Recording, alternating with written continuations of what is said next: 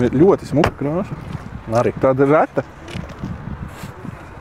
Jā, nu vēl joprojām, kā jau mēs esam Airlinā, šeit netrūkst īpašākas mašīnas, kā varbūt viss lielais pelēkums.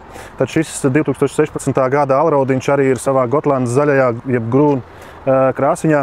Ļoti interesanta katram, kas grib apvidnieku, tomēr negrib pārāk kaut ko lielu. Šis modelis ļoti piemērots ar visādām labām ekstrām, ventilējumu salonu, elektriskais bagažnieks, Tiptronic kārva, biturbo dzinējs, Bose mūzika, daudz un dažādi ekstru. Tas ir riktīgi tēta, man tā liekas, mašīna, ko viņš var savus bērnus droši vadāt, un viņi priecāsies. Un pēc tam, kad izaugs, viņi nesapratīs, kāpēc citas mašīnas nav tik labas. Jā, tieši tā. Ar šito modeli arī, protams, būs ērti aizbraukt sēnēs, ziemā slēpot, tirguma adekvāts un liels bagažnieks. Nu kā pavasara darbiem. Jā, pavasara darbiem ģimenes ikdienai. Tagad nevarēs atteikt sievasmātei nopērkot šo mašīnu, ka kaut ko nevar aizvest. Nu jā, arī. Saimnieks, kurš viņu pirmais iegādājās, izdarīja pareizo izvēli. Un ir āķis.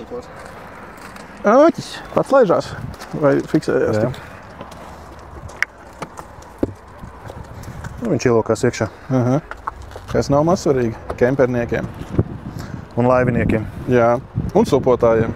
Tieši tāpat arī šo modeli. Ja čoms atvedīs savu čomu, kurš nopirks šo modeli, viņa čoma auto nomazgāsim pa velti.